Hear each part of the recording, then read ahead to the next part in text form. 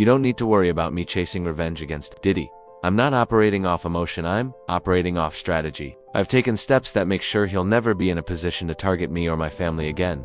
First, I reached out to the legal teams connected to the alleged victims. According to them, the real reason his situation isn't improving is because of what's happening behind the scenes. There are cases and testimonies that never made headlines, and I helped provide legal resources for several individuals who stayed silent for years. Top attorneys are now involved, and that alone changed the entire landscape. Second, I moved early. I quietly bought up or disrupted every potential post-release business plan he was counting on. This wasn't a recent decision. I set this in motion 2 years before sentencing. So when he still believed he had a comeback waiting, every major partner had already stepped away. Third, I don't just have information, I have backups. Layers of it. Think of it like a minefield that's been underground for decades. Over 20 to 30 years of alleged incidents, claims, and testimonies, documented, with interviews from people who say they were threatened, manipulated, or harmed. Some think that's extreme. It's not. If even half of what's been alleged is true, then people's lives were affected long before mine ever was. I'm just making sure accountability lasts longer than his excuses. I'm not afraid of his circle, and I'm not scared of the threats people claim he makes. Maybe he's in there imagining a comeback, but the reality is different. That chapter is closed. Welcome back. Because the spotlight is on 50 Cent again, bigger than the Netflix documentary. He revealed that those 4 episodes barely scratched the surface. There was so much information his team uncovered that some of the most serious material never made it past editing. One major detail, something personal, was cut due to time limits. Instead of saving it for another season, 50 hinted that the unreleased content might appear independently on YouTube. Since the series dropped, more people have reached out with new information, and some are wondering why 50 keeps pushing forward. That question was recently addressed by TK Kirkland, who said this isn't clout, gossip, or manufactured drama. There's something deeper here, something personal that explains why the situation keeps escalating. Out of all the women in the world that Diddy could have gotten with, he chose 50 Cent's baby mother. It's a lot of variables to this particular question. Because I talk to a lot of people, older, younger, even my daughter, who's 22, she didn't understand it. So people give their opinion based on what they've experienced and their environment, people they've been around. So to the people that understand boundaries and respect, I always tell men you should never date another man's girl if you're not aware of it. he made it absolutely clear that crossing that line isn't a small mistake, it's a direct sign of disrespect. He explained that throughout his entire life, there's been an unspoken rule he never breaks. You don't pursue someone who is connected to a close associate. In his view, that boundary isn't optional, it's a code. And once it's crossed, the intention speaks for itself. From his perspective, this situation is even harder to ignore because Diddy isn't a man without options. With his influence, reach, and resources, he could have gone anywhere or chosen anyone. That's exactly why this incident raises so many questions and turns even more heads. According to TK, this didn't feel random or careless. It looked calculated, especially considering the long-standing tension between Diddy and 50, with the history they share, and the conflicts that have already played out publicly. He believes it's difficult not to view this as intentional on some level, and that implication adds another layer to a situation that's already building pressure, momentum, and consequences. After the baby mother of one of his rivals. Exactly. Someone who had been taking shots at him for years. Absolutely. On purpose. And he went after her knowing that they had beef. Right. And slutted her out. Just slutted her out. Having a whole basketball team run a train on her. Totally did. I totally the whole agree. thing, right? Totally agree. Right. But his reputation from when he worked at Uptown, I'll be sure's girlfriend. Oh, Kim Porter. Right. That's his reputation. I'll be sure's baby mother. Baby mama. Yeah. Then Eric Serum, his friend, the one that she had his baby, Mia. So he's had a reputation of going after people. Tupac's ex-girlfriend. He got a baby with her too. Exactly. Yeah. So my point that I'm making to the men listening, well, if you don't understand this, then you just poorly educated and don't really have common sense. It's a no. There's no way I would go after Vlad's ex-girlfriend. Right. I'm so loyal that if I met a woman and she said, "Oh yeah, I used to date Vlad," I can't f with you, baby. Right. I won't even put my, excuse my language, because that's how I move. Other people don't move like that, but you see me in Paris, you see me all over the world. Why would the fuck I want to do that to mess up. Even as 50 Cent's documentary continues to pull massive attention and earn praise, not everyone sees it as an uncontested victory. Gene Deal has stepped in with sharp criticism, suggesting that certain elements of the series weren't as original as they appeared. According to him, some ideas resemble material he had previously discussed, yet never received acknowledgement for. He argues that a few moments felt less like new discoveries and more like recycled concepts, which raises questions about proper credit and creative ownership. His comments have added a new layer of controversy to the conversation, momentarily shifting attention away from the documentary's momentum and placing a spotlight on how some of the story may have been constructed behind the curtain. About he said that he had a lot of footage had to be down. The documentary had to be downsized. You understand? I don't really believe that, because a documentary is a documentary, and they could have had 45 minutes. They could have had an hour, to each one of those. You understand? They left out certain things. He said they even left out the one about Sarah Chapman. You understand? And for whatever reason, he probably left out a lot of other different stars too. Situations that they could have spoke about. You understand? I have a problem with the documentary, and I'm just gonna let you know that the reason I have a problem with the documentary is that they know that they took my idea. You understand? They know that when I came to them, I laid out what they should do and how the documentary should be. You understand? She can say whatever she want to say. I talked to those producers before I even talked to her. They wanted to know what I had, what I was bringing, my pictures, all that stuff like that. And I told them about me, Tim, and Kirk. You understand what I'm saying? And how it would go. They did the same thing. This ain't the first time they stole from me, man. If you look at the Notorious Big, if you watch the Notorious Big, that part about the shoes, I had that in my book. And I was talking to K.O. Copeland. He was one of the writers of that movie. And I told him about when I let Big use my shoes at Soul Train Award. You had this old flunky ass dude, Mike B, get on Angie Martinez's show and talk about, Big, he wore mixed max shoes and he went out there and performed. When you go look at the film, when you go look at Big performing that on that show, ain't nothing mixed match about them shoes. There was $800 Maury's, size 14D. Big wore 14E. E means that his shoes is a little wider than mine. He struggled, but he put them on and he went out there and performed. Those was my Gators that he had on. You understand? They did a little skit trying to disrespect me in the movie. You understand? And they said something about.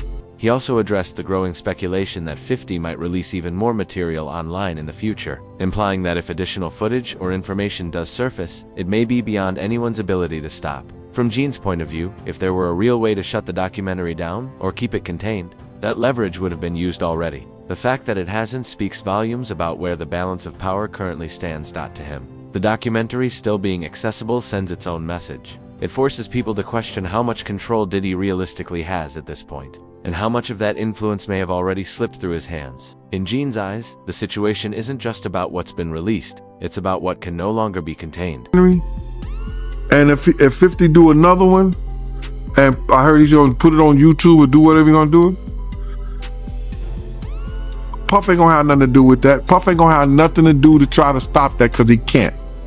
Because if he could stop it, it would have been stopped.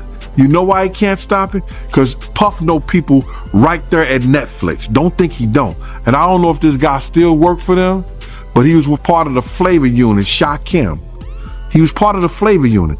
He was good friends. He was cool with Puff and them. Flavor unit and them, Queen Latifah and them, they was cool with Puff. If Puff would have sent a cease and desist over there and they could do it and he had the power and they wasn't right, they would have been done it. You see, it's still rolling, right? It's still going on, right? He ain't got that power no more. You understand? Now, could he sue them because they use his likeness or use something and stuff like that? I don't know. I'm not that versed in they using him. You understand? If they can steal your whole damn idea, your whole damn ideal, why can't they steal your whole damn intellectual property? Gene went a step further pointing to what he describes as Diddy's long-standing fixation on Tupac. He frames it not as a passing thought, but as a mindset that influenced years of behavior. In his view, that focus quietly shaped how Diddy moved behind the scenes, steering decisions, affecting relationships, and impacting the way he handled both personal matters and business strategy. According to Gene, this wasn't a brief obsession. It became a driving force that dictated how Diddy operated over an extended period, directing choices and strategies in ways that still echo today. In his eyes, that perspective explains patterns that people are only now recognizing. I did see the interview that 50 did with Sherry, and he was talking about he didn't release the video about Puff having a kid by Kim Porter's friend, Sarah Chapman. Now, we all know that she used to date Tupac. You understand? So either he got her because he wanted some remnants of Tupac. We don't know. But it seemed like every dude that he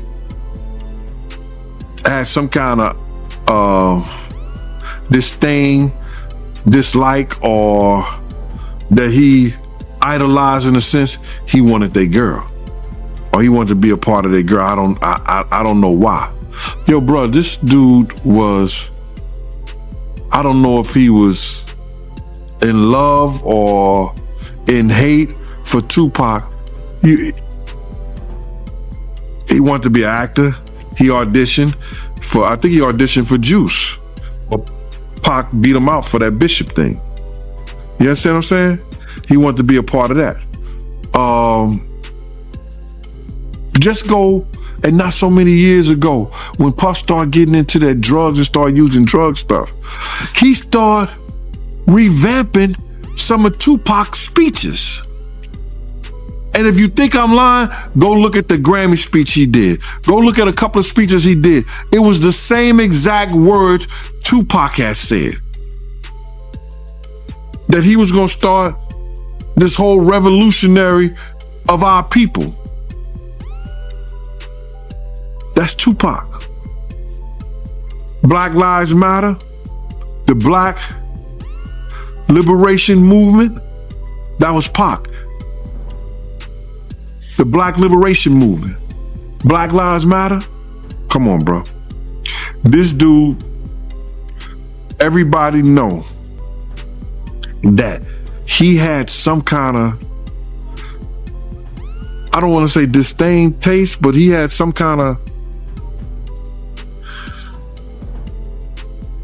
I don't, jealousy of Tupac, bruh. Still, the documentary isn't without its blind spots. One omission that immediately caught viewers' attention was the limited focus on Kim Porter. As Diddy's longtime partner and the mother of several of his children, she played a significant role in his life and legacy. Yet her presence in the documentary was surprisingly brief. Kim passed away in 2018 at the age of 47, with pneumonia listed as the official cause. However, the sudden nature of her passing has continued to spark public conversation and unanswered questions. While nothing has been proven, the abruptness of the event remains a point of speculation for some audiences. Given how deeply connected she was to Diddy for so many years, viewers felt that moving past her story so quickly left the narrative feeling incomplete, like a crucial chapter was left untouched. To them, her absence created a noticeable gap, suggesting that an important layer of context was never fully explored. Do you think that Diddy killed Kim Porter? Absolutely. Why? Because of all the videotapes, because of the book, because of all the people she gave copies of her book to, or at least chapters, because of everything that she had on him, because of the tape that she used to blackmail him into a relationship and into a raise of him being sodomized by Andre Harrell. And I am not saying that allegedly, because I heard her and Kim Moore talking about it in the booth of the bathroom while snorting cane. She was positioned at the center of his life for years, close enough to witness everything, from private relationships to major business moves and the moments the public never got to see. Yet in the documentary, her role barely received attention. According to several accounts, her story may have been sidestepped, possibly because it was viewed as too sensitive or complicated to handle directly. Gene, who claims he knew Kim personally and stepped in to support her on more than one occasion, believes she understood far more than most people realize. From his perspective, leaving her out removed a crucial layer of insight, one that could have added context, clarity, and emotional weight to the entire narrative. To him, excluding her voice didn't just shorten the story, it left it feeling incomplete, especially considering how deeply she was intertwined with the events happening behind the scenes. Did have a book, and that her book was about to come out, and she was talking about all the perils, everything that she went through in the music business and with Diddy. All the men that they slept with together, because there were men that they slept with together. There were swinging times that they slept with together.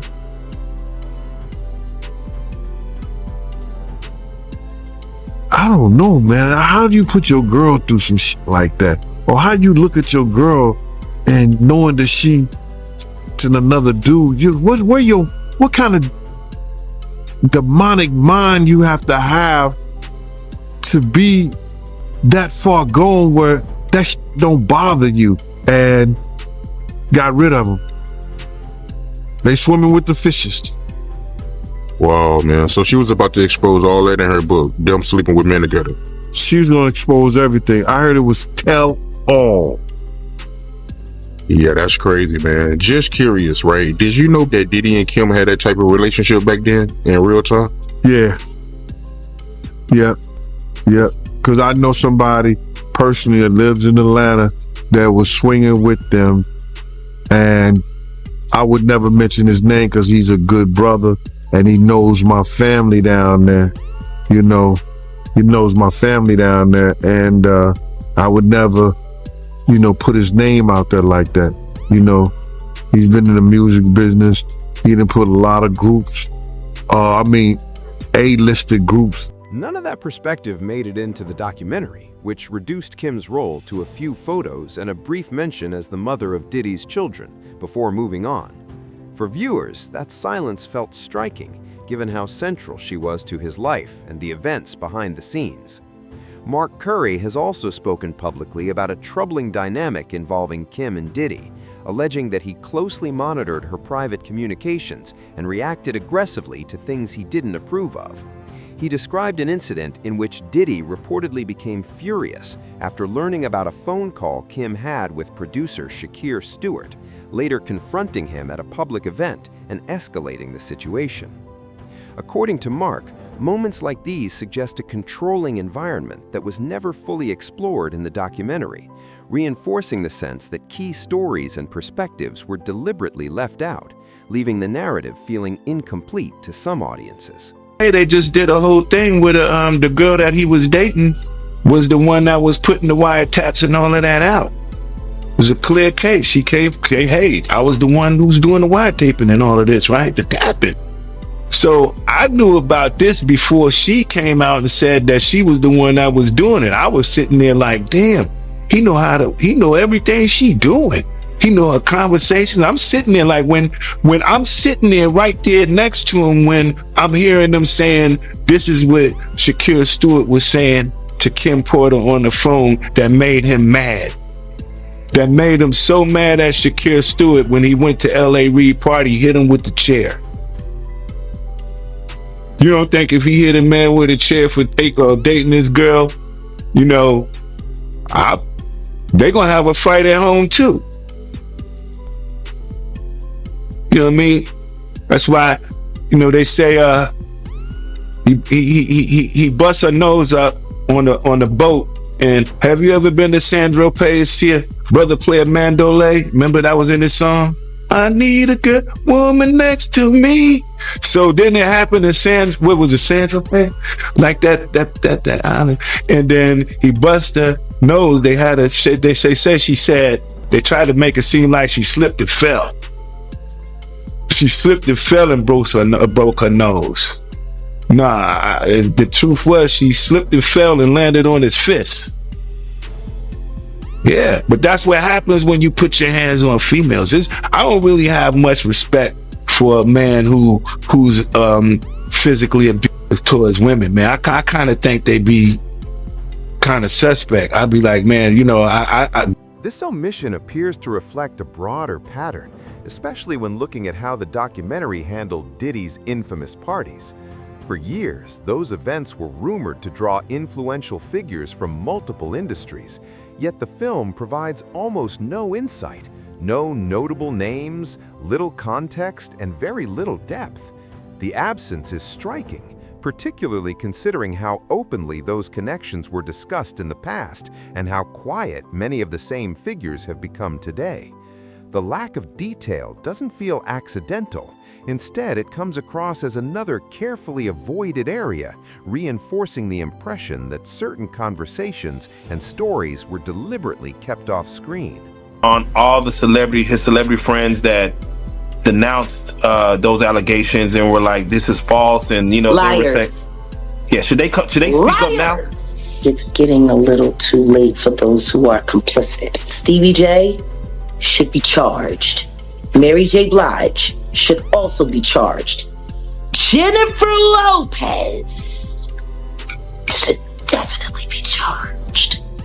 Jay-Z should be charged. Khaled should be charged.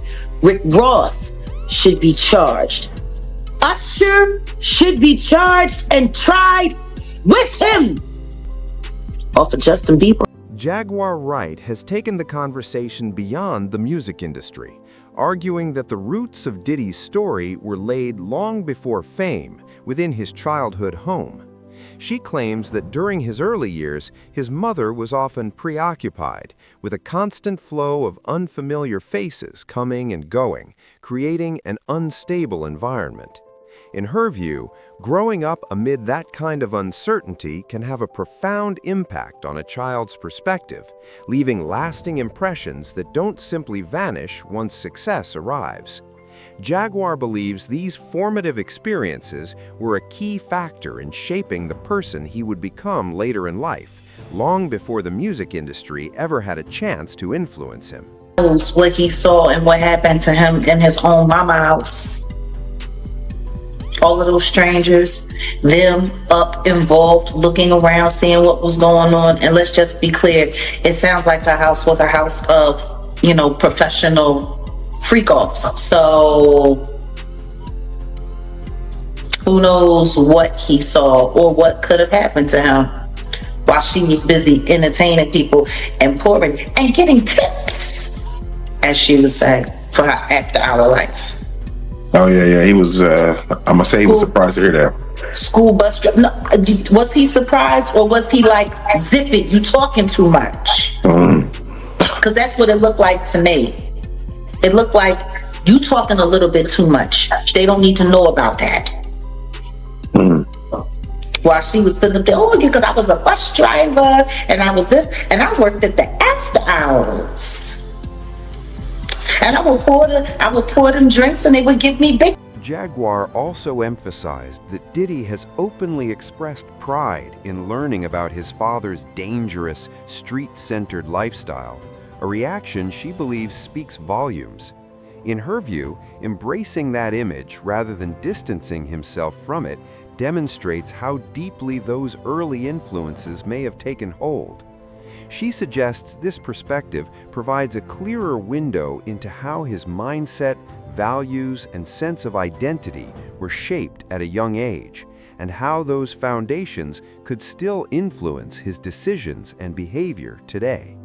In Sean's own words, in Diddy's own words, he had said he had a sigh of relief learning that he was the son of a hustler or a gangster. Like he wanted that status. He wanted to say that he was a sigh of relief is a wild thing to say. that your daddy was a gangster or a hustler. That's what you heard that he was.